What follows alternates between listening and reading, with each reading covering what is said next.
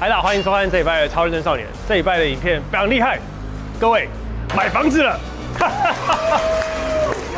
哎呀，想必大家等到這一集應該等了非常久哈。我們原本想說這是這個100萬的企劃可以拍，但是想不到我們很慢，到現在還沒有100萬，90幾萬了。所以各位如果還沒有訂閱的朋友，常看我們影片的話，你可以訂閱我們頻道。你一定會想說，這個工業人買的房子，肯定跟一般人買的不一樣，看的觀點跟買的價位，還有買的這個位置，包含林林總總，肯定跟一般市井小民絕對不凡。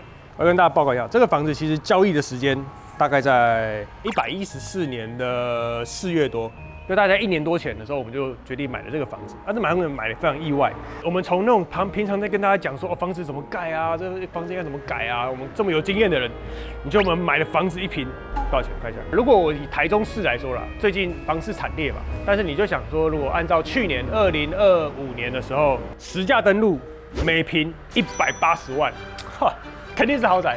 180萬的房子，開什麼玩笑？台北都可以買，台中你隨便挑都可以挑到非常厲害的物件。現在要去，我們現在就到了，就是這裡。如此奢華的牆壁，美術感的裝修，從這個日本時代所留下來的塗裝感，水跟空氣之間的互相調和的漏水氣氛，一坪180萬。我基本上這個沿路看過去，沒有一個地方不漏水。這個紅磚1塊就要1萬塊，沒跟大家唬爛。但是為什麼這個算起來180萬會覺得莫名其妙？因為這個是實價登錄，平均總價2700萬，它的房子的建坪只有15坪，建築坪數除下來就是1坪180萬。但如果算土地坪數的話，土地是36坪，所以土地其實除下來是比較合理的、正常的價錢，就是買土地啦。所以這個地點大概是在台中，就是算是我的老故鄉，台中的後火車站附近一帶。講商業區，好，那為什麼這個影片過了這麼久，1年過後才拍呢？其實也是有一個原因的，就是這個從買了之後到現在了，聊在這裡，我也不知道幹什麼，就是我真的不知道幹什麼。然後曾經有想了很多的，有學弟想要開一間冰店啊，然後學妹想要做個什麼東西，我說不然隨便租你們，不用租金，或者是1萬塊租你也沒無所謂。但是之後有一次台中下大雨的時候，就發現這邊也漏水，那邊也漏水。我跟学妹說，我覺得你不要租，你要讓整理起來要花很多錢，很麻煩。然後就想說，靠，那這個地方已經掉在這邊這麼久，怎麼辦？與其等到真的開始做點什麼之前，不如我們把這個解決的過程，也一路拍成影片跟大家分享。所以今天非常特別，就請來一個我們從頻道開立第1年、第2年的時候的一個老朋友，非常厲害。他一路從我頻道在第2年的時候就該預告我頻道之後會怎麼樣。他說2023會紅到國外。那整體來說方向發展非常對啦，就是到你明年、後年會大紅啦，而且應該是會到國外去啊。我們在日本的時候，的確是真的在日本備受禮遇的。原本只是認識的客戶，然後又帶着我們去認識其他日本的百年社長。然後我在哪一年的時候會買房子，哪一年會買第2棟房子，哪一年會做什麼事情，然後哪一年會出現小副總，就真的都這樣。那時候還講了我爸媽身體哪一年怎麼樣啊，什麼時候會解決這樣，非常準。所以現在這個問題我覺得他應該也要擔點責任，就找他來處理一下。所以我們掌聲歡迎這個事主簡少年簡老師。感謝大家，感謝這位大德啊！謝謝老闆。我今年有掐指一算，是會有人捐1坪180萬的金色給我，那不如這個房子我們就來做成大雄寶殿。施主嚴重了！哎呀，哇，等了幾千年就在。大家回頭看一下4年前的影片跟現在，都沒有紅字耶，完蛋了。那這個時候怎麼辦呢？業主在旁邊嘛，怎麼樣？拉在上面，拉另外一邊。我拉。有沒有？2個都胖了。我最近又在減了啦，又在減。我算是有變壯了，是嗎？我有在練身體啊。哦，我是為金色準備啦。沒有，是這樣子的。我覺得這緣分很特別。如果你是我常頻道的老粉，你剛剛可能會有幾次你會看到他的出現。然後有一些因為我們製作人跟我的剪輯都覺得，這個太隱私了，所以就幫我把它收在會員頻道啊，或者是就不讓人家看。結果他媽這4、5年來，就是真的是。很可怕，被他算到我都想要去學紫微斗數了。我都有偷偷跟你周遭人聯絡了。真的嗎？最好快叫他買房子。我覺得再怎麼樣那個時候你應該也要想想辦法。你看，如果萬一我不好，大家可能就想說，你看。就是因為沒有蓋成大雄寶殿。不是。請問這個按照這個風水學來講，為什麼我現在會變成這樣呢？我還印象很深刻這個問題，那時候有算說，我覺得買這個會蠻順利的，但是不知道最後會有一些因為朋友或同事或什麼原因，不知道怎麼辦。對，你現在就是這個狀態。我覺得現在實價登錄真的很亂。對。就是一下有人登建路，一下有人登土地，所以其實以土地算起来的話，土地大概台中市的市區就後火車站這邊一坪大概70幾萬、80萬，就算是我覺得還算合理，因為土地嘛，土地，這是土地，只是它在實價登錄上面建坪的確算起來是一坪180萬，那我覺得還是蠻準的啦。怎樣準？我們這金色要6、7樓啊，所以整塊土地是也剛好。沒有，你幫我整合一下，按照我的這個命盤。跟你的這個風水學問，我想說就可以把它拍成一個影片，我們就是真的來試看看啊。說不定你這樣算一算，你發現適合開冰店，哇，學爆，那我們就來開冰店。工程不用怕，工程我專業啊。但是做什麼事情，算命你專業啊。我告訴你，我這個早就算到啦。今年最賺錢的是誰？誰？是副總。所以呢？所以这就應該賣副總的東西啊。我們把副總放在這邊，想要玩副總的1個小時1000塊，不是，是副總的招牌啊。副總與他的周邊，然後賣副總用過的東西展示啊。合作啊，對不對？明年剛好丙年天同星化祿，什麼容易賺錢？小孩容易賺錢，所以就是做賣小孩東西的。然後開倒掉了，他就說，我覺得還是開大成店。我們先來看這個房子，其實因為這一整排哦，我覺得它風水都是很不錯的。真的嗎？對啊，因為我們剛剛講說，它這個風水局如果合局的時候，剛剛不在那邊看的時候，旁邊會有一個湖。中興大學，對，裡面有那個往那邊射過去是中興大學。它這個，所以它這個合局的情況下就非常好。為什麼？這個局會有幾個特色？對，它就左前方會有一條馬路，有沒有？有沒有？前方有馬路，有馬路。右前方過去會有一個池，那這2個都對，然後旁邊被房子包住，這個局就蠻漂亮的。哦，真的。如果剛好以這個朝向來說啦，但我們還要看第二個東西是這個房子要重建了。帶大家看一下，感受一下裡面180萬是什麼樣的氛圍。我覺得這個房子有種忍者屋負的感覺，因為它需要踩幾階上去。按照風水學上，你看這個架高的感覺。如果這個架高本身，我覺得它好像磚不是很穩。這個我覺得不是看風水學的問題，這看漏水學應該也是準哦。走上來小心，我感覺這位先生給他也幫你啊。我們現在看到的第一間，這個是次臥。這個次臥為什麼是這個拼圖呢？這個應該以前曾經有住過人，我都害怕有坐父童子的。這個日據時代，而且你看這個避震感。你小心點，小心點，等下踩一踩鬼太陽出來怎麼辦？180萬的豪宅，180萬，不是開玩笑的。我這個我不是盤子。這個也是這也是哎。你看這個位置。我感覺那個通靈老師走到右角落都會說有那個小朋友在這裡。你幫我拿這個。我幫你拿着是不是？你幫我拿這鏡頭，這是不是蠻適合一個人這樣子？這是什麼日式恐怖？而且還要建案。這次主臥，太 old school 了。但是你看這房子，對，當時我覺得這個建築物有一個地方很有價值，但是我還沒有拆下來試。是，我懷疑它可能是檜木。檜木，因為以前按照它建築的那個時間點的話，那個時候有機會，它可能全部都是 Hinoki。那這樣子180萬是不是回本？沒有，不可能，沒有。看從外面看他的房子也住的亂七八糟。這個看起來就是你看有冷氣，這就是主臥了。這個180萬，我這個展覽館吧，我們應該在門口收門票吧？方方正正，一個人500塊，叫曾經的台中。老師講感受一下方正的格局。對，這個主臥，你說右邊有什麼？右邊有什麼湖？中清湖。中清湖。左前方有路。對，龍穴啊！你看這個門，這個歷史的遺跡哎。哦，這個功法這個特別。為什麼咖喱絲在牆上？這發泡，你看這個扣了下來。我以為想說，哎呦，這扣了下來，這個算是經過蠻多次的這個修整改了。啊，你看這個就是加蓋上去的。对。你看這你看中間這個發泡也非常精彩，有沒有？哇，你真的是工業男子哎！我一看就看不出来。我想說，我們咖喱飯吃滿門都是。我當時還真的想不到為什麼要買這個。哎，下面竟然是瓷磚的。哎，你看，你有沒有看進來比想象中還大？我猜以前應該都是違建，這我還沒有真正看呢。但是早晚都是要拆掉。那這邊，哎，一個房子重要的是什麼？對，灶，對，灶。老師來，請講解這個灶的位置。想不到看這麼多房子，我告訴你一件事，沒看過這種的吧？這個灶還真的能講為什麼？一般來說我們會水火相衝啊，不會在灶前面放雪人。什麼東西？這個大約在冬季是不是？對，但這個灶的邏輯其實做的是蠻好的。為什麼？因為它這個灶比較隱蔽。你知道現在大家灶都是開放式廚房，大家都開放式叫開門見灶會漏財。對，它這灶藏得很好哦，就是破在這個雪人啊，是破在這個聖誕節，算是古法啊。然後後面這裡就是這個水塔啦。哦，這是水塔嗎？這是廁所嗎？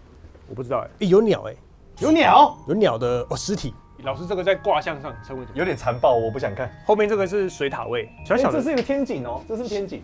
天井，哎，是天井。古人說什麼？一進二入三落水，是不是？要蓄水，有那個盆的，有那個蓄水盆。天井，上面有採光。但其實這個天井就是不好，為什麼？其實跟大家講科普，因為旁邊主臥嘛，其實主臥窗外是天井是不好，因為天井的氣比較濁。哦，所以其實這邊應該它這窗封起來可不還好一點。哦，你還打算改住是不是？对对对，它没有楼梯耶，它的樓梯可以上主臥耶。但沒有門啊。對，你看這個這麼大的腳料，還都從下面走，忍者。裡面這邊看完了之後，是外觀也要看一下。你看這個外觀，這個看上面要注意啦，因為這上面是一個三角形的屋頂啊，所以如果你未來在建的時候，一定要把屋頂變平啊。一般在國外其實比較還好，因為大家都三角形。但在台灣的話，你只有你三角形，大家都不一樣，那是对比的，所以就容易有一些法律問題啊、官非啊。我这個拍完之後開始很多人檢舉這個地方。旁邊的樓很高啦，所以你其實要蓋到幾乎跟上面隔壁一樣高哦。我蓋高才是好的，要不然你這樣會形成一個高壓啊。如果你的房子很矮，旁邊好像很高，你壓力就會很大。那這個壓法又是左手邊，所以叫龍邊高壓，所以這裡男生壓力就會很大。所以以買房子來說，你最好是買旁邊都是小房子，然後你自己是高樓。没，你要大家都差不多。哦，大家如果你很高，大家都很矮，你一樣會被風吹，你就沒有擋。所以我們要說這個左青龍右白，龍沙虎沙要環住，後面要有靠。所以最好是你跟大家都差不多高，但你被環住這樣子。哦，所以應該基本上台中七期那邊大家都差不多高，就比較好。哦，真的、哦。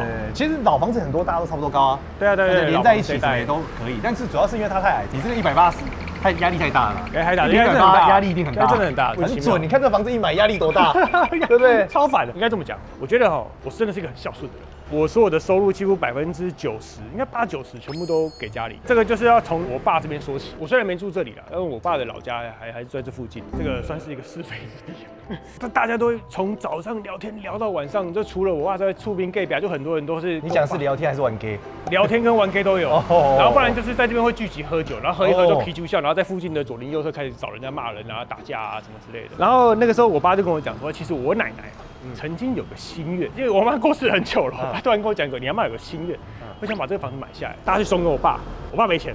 傳了3代這個心願哦，那好，那許願總會實現啦，總會實現。現在許願3代後有機會啦，3代後有機會，成功了，成功了，然後就了結了這個祖先們的一個小心願，不小180，那時候可能一坪沒有180萬，那個時候可能整棟買起來18萬才多，所以我就想說啊，反正聽爸爸的話，應該也沒什麼壞事。我也會覺得有一種就是你常講的，我覺得那句話孝順啊，孝順很重要，對，孝順很重要。你看我爸的賓士，我爸手上戴的勞力士，對我爸現在住的房子，都是我這個第3代幫他解決，哦，很孝順，很孝順，孝順，對，而且2026年孝順的運氣特別好啊！完蛋了，我這是25年買的。其實我也有想過一個想法，怎樣？要不要乾脆把這邊全拆了，蓋成老人家的，你知道養老中心，老人家住好。對。還是拿來做生意好，還是拿來出租好？對。還是拿來做善事算了，就乾脆現在年輕人誰有什麼樣的想法？按照我們每年往年的慣例啊，這個時候麻煩老師。好，來依照我們的這個紫微命盤，算命了，算命來，算命了，來合一下這個局，合一下這個豪宅到底誰適合住在這裡，然後做什麼東西這樣子，誰最好離他遠一點，就是麻煩老師。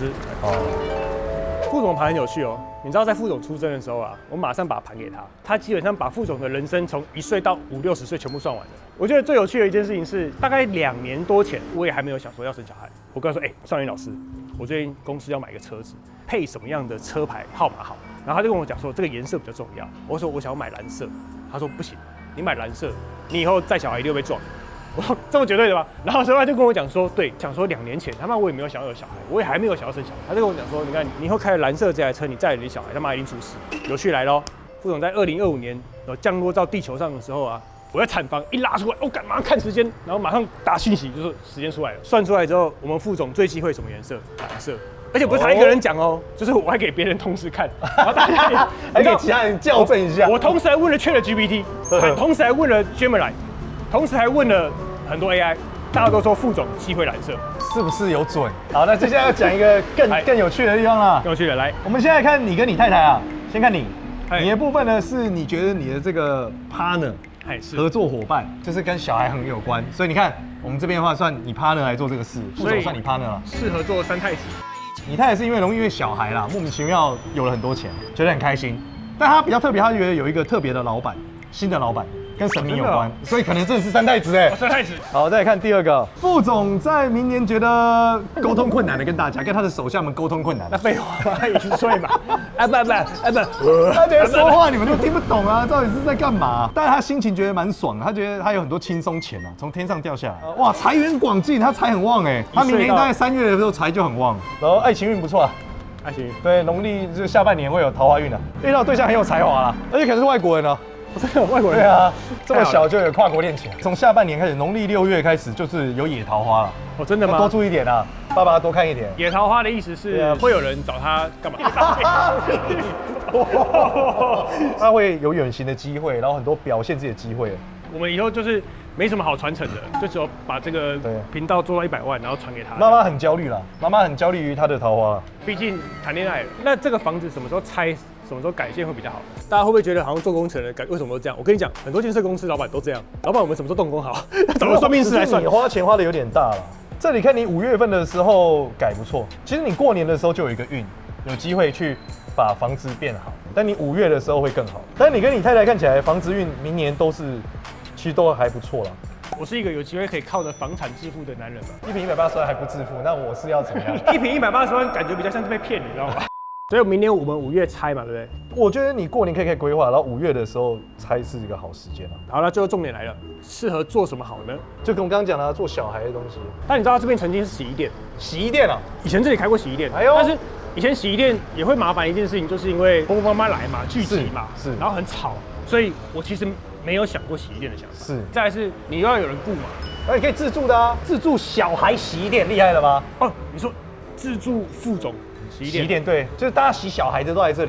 哎，整個台中現在如果把小孩都來這邊洗衣服，那也是很厲害。所以開一個專門洗小朋友相關衣服，賣一點副總周邊。但專門洗小朋友的還是沒想過，小孩一天衣服很多哎，很多啊。小孩一天衣服是整容。太太一定很崩潰啊。好，那就這個啦，小孩自助洗衣店好不好？5月動工。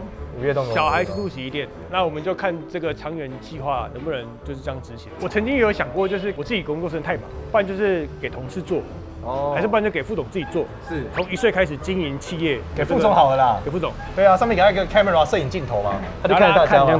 對啊，1歲可以開公司嘛？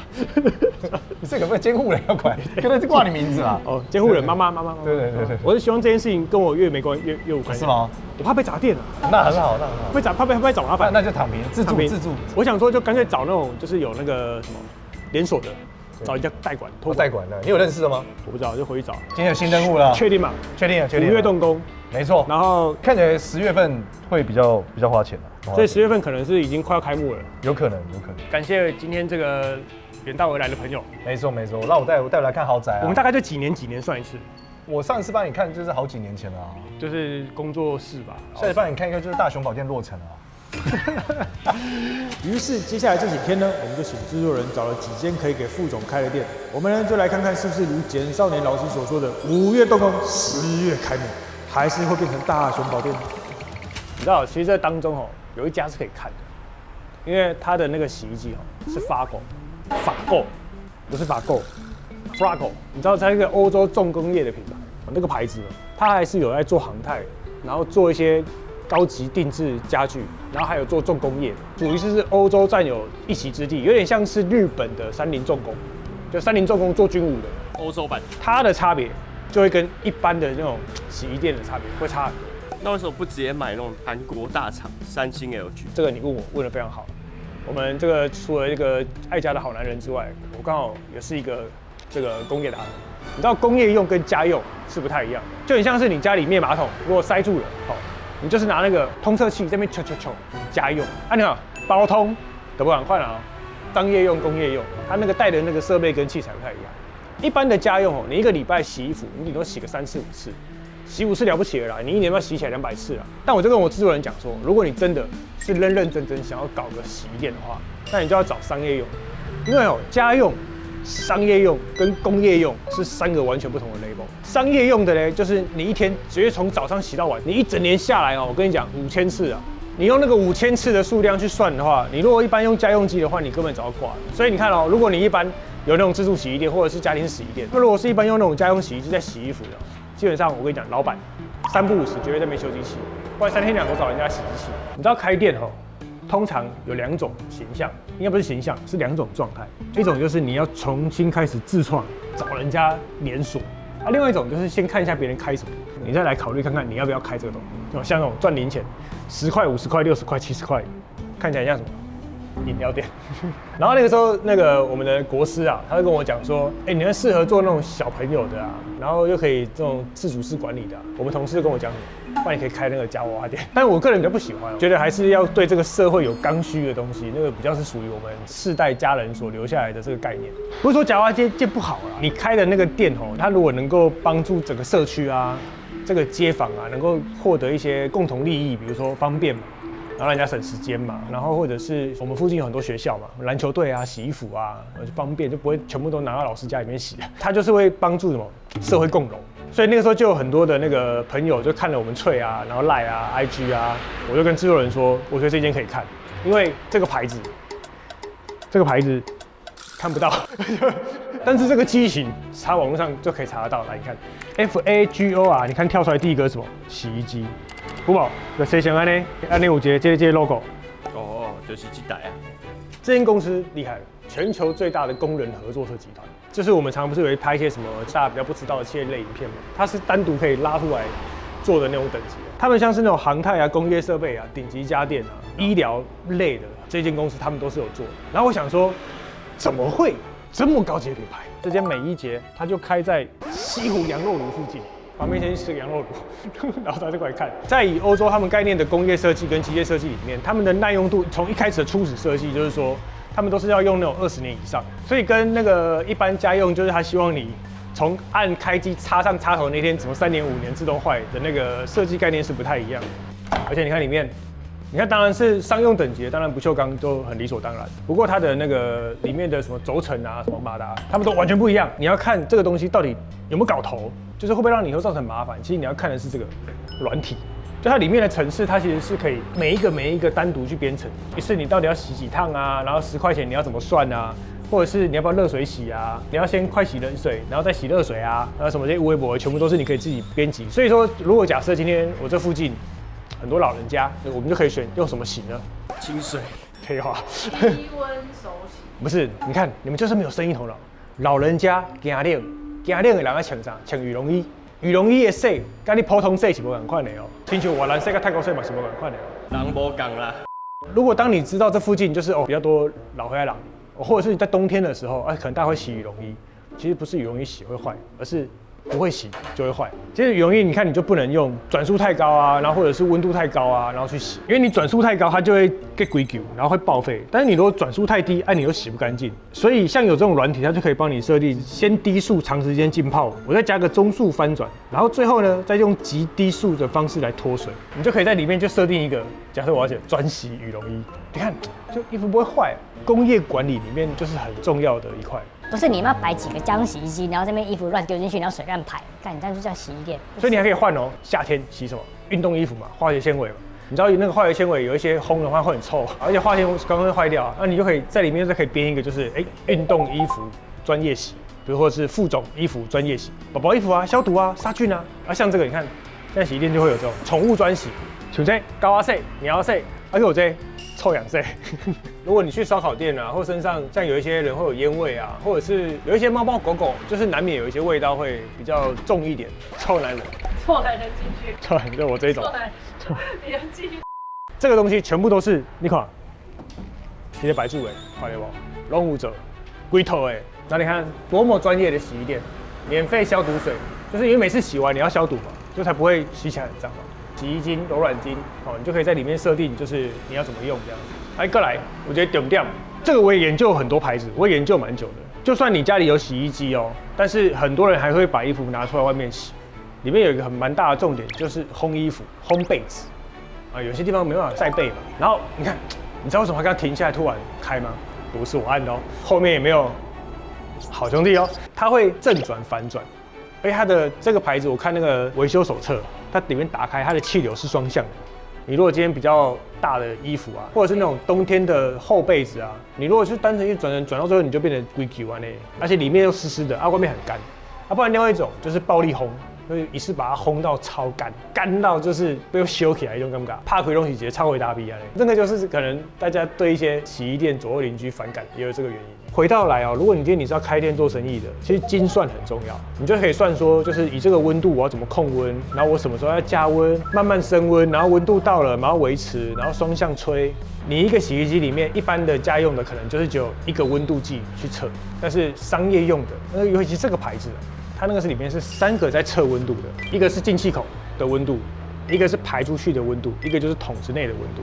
而且商業用的跟家用的還有一個什麼差別？瓦斯偵測。你就在外面做生意嘛，左右鄰居很重要，還要顧及安全。其實本身這個機器的那個機械手冊裡面，它裡面就有3側這個瓦斯在監控的監控器。正確的工程做法就是，你進來的時候，你前面也要做一個，然後他們在裝這個機器的時候，就前後又會再多裝各一個，所以總共有6個。瓦斯會有瓦斯。因為你要烘啊，烘其實瓦斯比較便宜啊。你營業用電驚死人哎。我們家洗烘托它就沒有接瓦斯。哦，有分電的跟瓦斯的，但是瓦斯的是比較便宜。有些人會接瓦斯桶，然後有些人是天然氣直接那個中興瓦斯直接拉進來。這有可能會失火。土炮的瓦斯店是危險的哦，就是容易以前那個為什麼我們那個很多鄰居都覺得那個很可怕，是因為他那個瓦斯白鬼白的呢，當邊結婚呢，所以那個左右鄰居們才會很多人跑去跟我爸講啊，國小自然科學有沒有？如何偵測家裡是不是有瓦斯？點火嘛，家裡要裝偵測器，這還是正確的。記得如果有聞到瓦斯味，打開所有門窗，不要有火星發生。最後，你讓我們都覺得以為說這樣就好了。我一開始原本想說，我就硬體買一買，工程房子重新拉還是要自己重蓋，然後洗衣機放一放就好了。就想不到，這一間他連那個系統商都幫你做好了。好比說狀況一，你知道自助店啊跟夾娃娃機店都會有一樣的困擾，卡錢了怎麼辦？打電話嘛，你看有電話嗎？沒有，對不對？但我跟你講哦，這個卡錢多厲害嘞！老闆，我卡了10塊，跟老闆說我卡了10塊，他給了我100塊嘞。這是賺錢的方式。沒有，都有監視器了，你以為？老闆來個10塊，你看10塊，好方便。就現在跟老闆說我要幾塊就有幾塊的。老闆，我卡了400多萬，洗衣籃拿過來，然後開始裝鈔票。遠端控制啊，你還記不記得以前那個，就是你到夾娃娃機店，你被卡錢的時候，你就沒送，然後打電話來，然後老闆說好，我現在過去，然後幫你處理，然後來修機器。我覺得我們這洗衣店越來越有希望，越來越不錯。我真的不用管。我們想說，看是不是有收看我們頻道的網友啊，真的是你人生想要轉職啊，或者是你真的想要換個工作啊，想開洗衣店啊，那乾脆我來出資嘛，因為我常不在台灣，那乾脆找網友來幫我們管。面試小老闆，我們來面試洗衣店小老闆。那我是你的股東，然後你還跟我提案，因為洗衣店還是要有人營運的，比如說你要上什麼顏色啊，活動吧，今天洗衣半價，生日洗衣免費，寶寶週歲免費。好比說我們來定一個2月2號寵物日，當天寵物免費洗，可以嗎？可以啊，你看，那我可以在裡面單身配對嘛？有些人的戀情是從洗衣店開始的啊，爸洗衣服啊，那我們就要一起抬頭啊。這個他都可以做到，我都可以做到。泰國洗，滿額贈泰國洗。然後老闆說可以哦，我幫你改成泰國香精。我還以為是後面有一個暗門。在這裡。對啊，真的耶，瑞手泰國洗耶，哇，泰國洗，而且你看它旁邊 SGS 認證哦，酵素洗衣精就是那種低凝的，你看對寶寶好，因為小嬰兒的洗衣機其實盡量不要跟那個大人的會不太好，有幾種化學藥劑是對小朋友是不太好的，你有考慮要生小孩或懷孕的孕婦要注意。所以我說越來越有希望是什麼，你知道嗎？這種 AI 爆炸的時代，系統爆炸的年代，當然大家就是盡量能夠不要就是一個人力顧在這裡，然後勞力死，這樣當然最好。所以你要賺的其實是系統財。當哪一個故障的時候，你在遠端就能夠通報，就能夠讓你知道說，哪一台到底是客人忘記按，或者是按鈕沒啟動，或者是遠端我今天我想要客人真的不會用，然後我說老闆麻煩這台幫我啟動一下，我錢投進去了，用嘴巴講就好了，他在旁邊用手機在那邊控，然後按，然後錢就進去了，你就可以開始洗。它的整個 IoT 系統也會回頭看說，比如說我的營收多少啊，整個這間店的稼動率現在到底是怎麼樣？所以你看洗衣服，傳產還是可以做到這樣子。可是這系統是要自己做還是要？我跟你講，這個越來越有希望，就是好嗎？他們就幫我們做好。我曾經還想過說，比如說我可能器材設備買一買，可能花個200萬，然後我可能重新要裝潢嘛，然後再花個可能5、60萬。如果我們到時候真的拆這個房子的時候真的不可看，那可能房子重蓋鐵皮屋也 OK 啊。蓋完之後呢，可能要找人家寫系統，然後只是在找機器找一找的時候發現，原來這個機器設備商他們已經寫好了，所以我就覺得副總的洗衣店，目前我參考了2、3家，我覺得這間是最有希望。而且我們真的就是可以請一個，比如說你是家庭主婦，平常要帶小孩啊，你就可以幫我兼差啊，你時間自由嘛，你就在家裡面按卡鉗什麼的，你有空再出來用就好了。我們歡迎需要帶小孩的媽媽來應徵我們公司，然後這個系統對媽媽也很友善，因為現在很多聊天機器人有非常多各種的 AI 聊天，大家都可以把這個系統寫到 AI 去解決很多事情。洗衣店那問題就那幾百個 AI 都幫你記錄好了，所以你也不用半夜突然睡覺，然後爬起來，媽媽就可以不用在那邊回客人訊息，小孩在旁邊好不容易哄睡，噔噔噔，所以這時候你就可以用那個 Line。老闆你好，老闆最近單身嗎？關於老闆的私生活，身為店長的我比較不清楚。無論如何，我們都以全心全意服務。真的，口氣又好。我帮我小孩来叫什么？他就像是鄰里之間的那個心理輔導中心，真是一個充滿喜悅跟幸福的決定啊！不過店長平時專需洗衣清潔合作，對於取名字可能不夠專業，建議可以與家人共同討論，挑選一個蘊含美好的名字哦。你跟他講，我沒有家人。親愛的顧客，聽到您這麼說，希望我能為你傳遞一份溫暖。雖然一個人生活，但是我們店內環境明朗整潔，希望你在洗衣服的時候感到自在與舒心。哇，很暖，很暖哎、欸。好了，問他一個正經的，老闆我卡錢了。他會不會說啊，真是悲傷啊？你的賬號密碼、卡錢的時間跟卡錢的機器號碼，你就按這個進去，他就退錢了嗎？我老闆醒來了，我就調閱監視器來，我看他使用狀況。哦，所以可以直接退到賬號哦，對哈、哦。那他就跟我們公司的那個一樣啊，我們官方賴一樣啊，就像我們的很多會員，有一些如果是常規的問題，我們其實都有系統會回嘛。但是如果這個問題是系統回完了，我們發現檢查完覺得不太對，我們就會再自己回。所以就包含是你如果是顧客故障，或者是裡面有一些系統故障，或者是它裡面真的什麼東西卡住，這個時候你就可以在遠端重置，然後你就可以不用老闆人再跑進來，然後拿出他那些濕溜溜的衣服，然后重新再找一個店，然後跟人當面處理，然後客人還要對你翻白眼。你看全支付啊、Line Pay 啊、Apple Pay 啊，這個都可以。就目前為止，我真的覺得在我們這幾個禮拜的不同的廠商啊、店的觀察，這個選項好像是蠻有希望的。所以也想問各位網友們，以花2800萬來說，就是買那個奇怪的地方，開一間這樣子類型的自助洗衣店，大家覺得好不好？然後也希望大家可以給我們一些意見。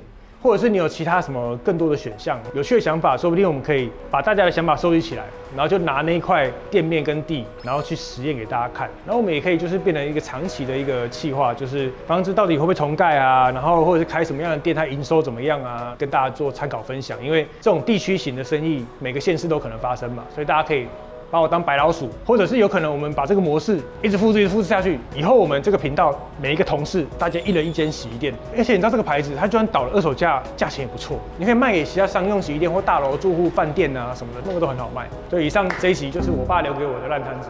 以上這一集就是我爸這個人，就是他希望我能夠幫他幹什麼，然後我幫他幹完成了之後嘞，他會說，那你後面要怎麼辦？你自己想辦法。你有看到我後面有滿滿的什麼？綠色債務。不過感謝簡少年這一期的幫忙了，還好我常常會人生遇到很多問題啊，總有貴人相助。希望我爸在這一次之後，不要再有什麼奇怪的人生希望，我沒辦法再承擔下去了。好，那就這樣啦。如果大家有什麼樣的問題或什麼樣的建議，歡迎在下面留言給我。那你如果想要繼續看我們這個系列的話，也歡迎訂閱我們頻道。你也可以按喜歡，那我們這一類的企劃就會拍得更多一點，或者是加入會員來支持我們這個小小的頻道後面滿滿的債務。謝謝大家，這是潮人真少年，下禮拜見啦，拜拜。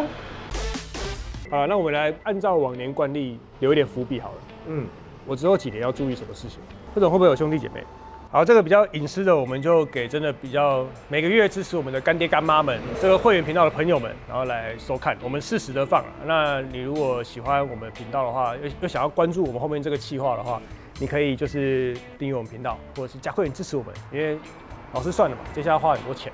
蓋房子自立自建這個企劃其實不止這一個，那這也是我們頻道一直想要計劃做的事情。我們也希望在有沒有機會達到100萬的時候，能夠做這樣子的事情，然後可以給很多想要自立自建的朋友，或者是工程界的朋友，給很多的想法，就是以我這樣子經驗的人，跟認識這麼多工程界的人，那我們會怎麼樣蓋一個自己，或者是我爸媽以後人生舒舒服服的最後住的一個房子，那會怎麼樣處理？那就希望這個頻道接下來可以順順利利啦。